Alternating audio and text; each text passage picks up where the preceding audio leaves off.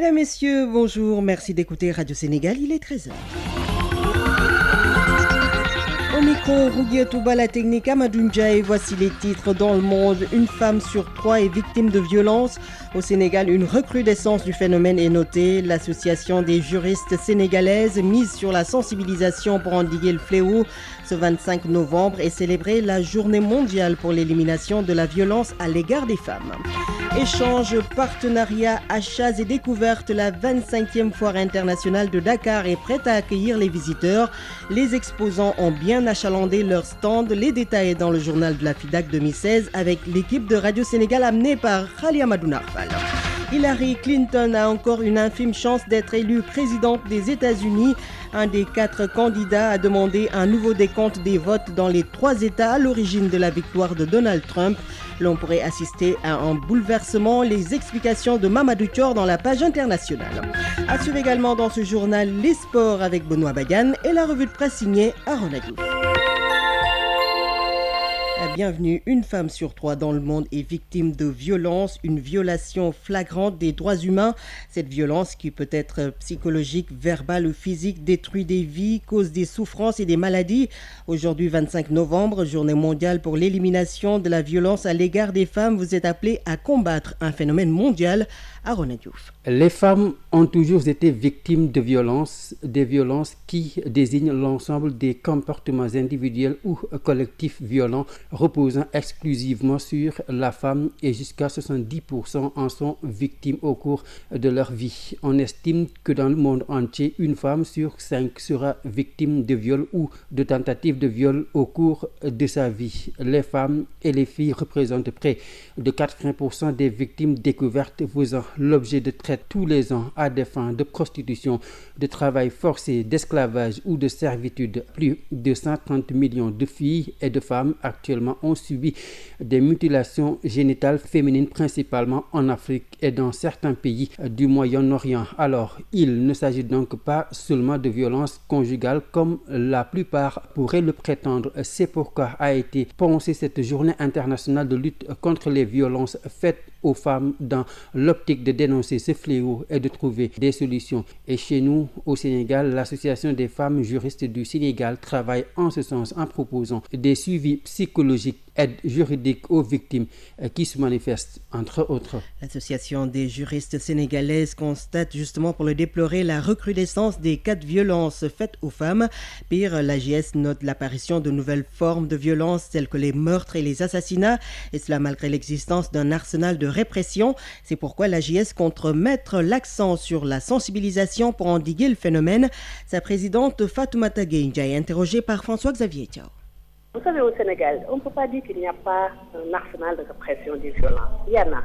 Le code pénal est là et depuis 1999, avec la réforme, on réprime de façon beaucoup plus accentuée les violences qui sont faites aux groupes vulnérables tels que les femmes et les enfants.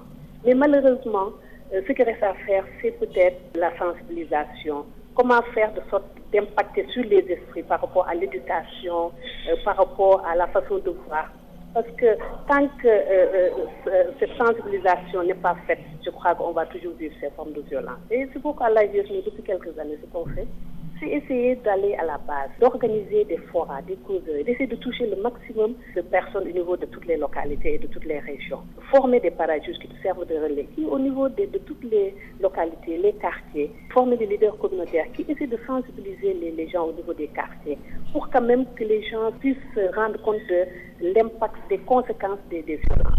Malheureusement, ce qu'on constate, non seulement les violences traditionnelles que subissent les femmes, telles que les viols, les coups de blessures et autres, il y a une autre forme de violence qui prend jour actuellement au Sénégal, c'est les meurtres et les assassinats. Donc ça, je dis, il faut que l'État et les organisations essayent de voir en synergie, durant ces jours d'activisme, comment agir en synergie, comment faire de sorte que toutes les organisations, les actions que nous menons, comment les mener en synergie pour pouvoir faire face à cette violence. Madame Fatoumata Gueye Ndiaye, présidente de l'AGS, l'association des juristes sénégalaises.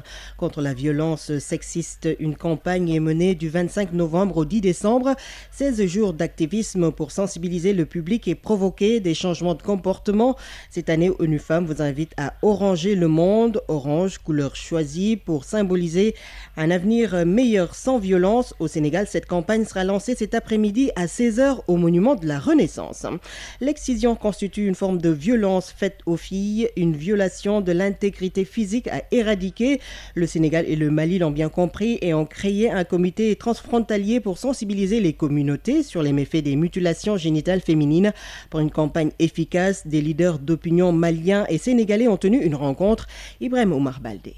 Il y a 184 villages officiels que nous avons recensés dans le département. Et dans ces 184, les 158 ont abandonné. Et il y a donc 26 qui restent à être touchés. L'objectif rentre dans le cadre des rencontres transfrontalières pour renforcer la sensibilisation pour l'abandon de l'excision. Donc le Sénégal a avec l'UNFPA, Tostan et l'UNICEF depuis presque 15 ans. Et cette fois-ci aussi, on a pensé à des jeunes et peut-être voir qu'est-ce que les jeunes peuvent faire au niveau des frontières. Nous, on pensait même à ce qu'ils proposent aussi, des matchs de football, de sensibilisation, des théâtres et tout, puisqu'il y a des radios, il y a des télévisions, donc les gens habitent ensemble. Les jeunes peuvent jouer un très grand rôle parce que tout ce qu'on fait aussi, c'est pour protéger les jeunes. Ce qui a été retenu, c'est de créer un comité de veille transfrontalier qui va travailler ensemble au Mali et au Sénégal.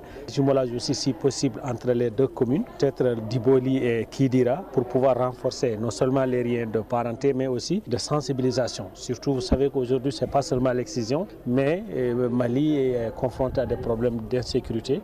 Donc, jumeler avec les communes sénégalaises pour permettre aussi à renforcer cette sécurité-là. C'était plutôt Aaron Assi, le coordinateur de l'ONG Tostan, ONG qui lutte contre les mutilations génitales féminines.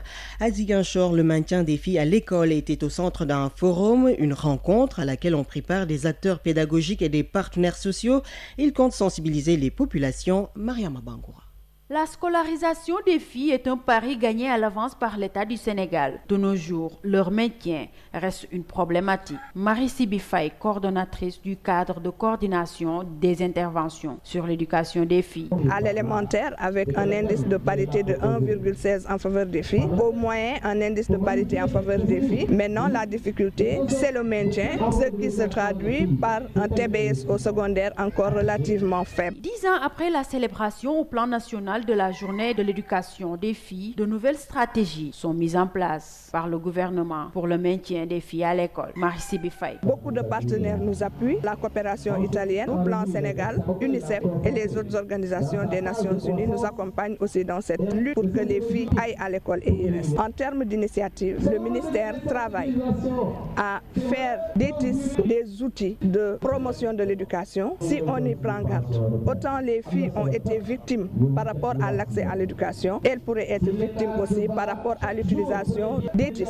Et il faudrait que l'on prenne toutes les dispositions pour permettre aux filles d'être à l'heure du numérique. Le taux de scolarisation des filles dépasse la moyenne dans tout le pays et Ziguinchor ne fait pas l'exception. Ce forum est une manière de sensibiliser les populations sur le maintien des filles à l'école. Ismaïla Diouf, inspecteur d'académie de Ziguinchor. Au secondaire, où on voit que le taux de scolarisation brute est faible par rapport à celui des gars. Fasse une sensibilisation et ce qui a motivé l'organisation d'un forum pour qu'on partage avec les populations pour les aider vraiment à lever les contraintes qu'ils ont pour l'éducation des filles. Cette question du maintien des filles à l'école se heurte à plusieurs obstacles d'ordre institutionnel, pédagogique, culturel et même économique qui sont tous pris en compte par le gouvernement du Sénégal pour que les filles restent à l'école. RTS Ziguinchor, Mariama Bangoura. À l'écoute de Radio Sénégal, il est 13h09. Les éleveurs de la région de Thiès sont préoccupés par le vol de bétail, les conflits entre agriculteurs et pasteurs et l'accaparement des terres. Ils ont répertorié toutes les difficultés auxquelles ils sont confrontés. Le document sera remis au ministre de l'Élevage au cours de la journée de l'élevage qui sera célébrée le 8 décembre à Ndioum. Le conseil régional de la Maison des éleveurs de Thiès a tenu une rencontre. Bassirou Silla. Les éleveurs de la région de Thiès se disent désemparés, confrontés aux éternels conflits éleveurs-agriculteurs dans le Djobas et le Morolan. Ils souffrent également dans la commune de Thiès d'un manque de forail dû, selon eux, à l'accaparement des terres par des promoteurs. Le vol de bétail hante aussi leur sommeil. Même si la loi d'orientation agro-silvopastorale a pris bonne note de leur position, elle n'y a encore rien fait et ils ne peuvent pas non plus avoir recours à la réforme foncière pour résoudre tous ces problèmes. Ismaël Sow, le président du conseil régional de la maison des éleveurs de Thiès. Les réformes foncières en train de travailler depuis des années, mais nous ne connaissons pas ce qui se passe au niveau de cette commission. Donc ce n'est pas normal que les éleveurs ne comprennent pas ce qu'on fait au niveau des commissions nationales de réforme foncière. Il y a beaucoup d'hectares ici au niveau des services régionaux de l'élevage, mais cette terre aussi est accaparée par des individus que nous ne connaissons pas. Avec la loi d'orientation agro-silvopastorale, il y avait Fonds national de développement agro-silvopastoral qui est en train de mettre en place. Nous sommes dans le comité de gestion. Nous dirons merci beaucoup. Mais aussi, il y a un projet code pastoral qui n'est pas pris dans les finalistes avant que la réforme foncière finalise ce qu'il fait. La journée de l'élevage du 8 décembre prochain à Ndioum sera une tribune pour les éleveurs de Thiès pour faire entendre leur musique. Lors du conseil régional, tous ont chanté à l'unisson en portant le combat spécifique à chaque zone pastorale. Bassirou Silla, Thiès, RTS. Le monde bouge et vous devez le savoir. C'est pourquoi Radio Sénégal vous tient informé des faits, gestes et paroles qui impactent la marche du monde.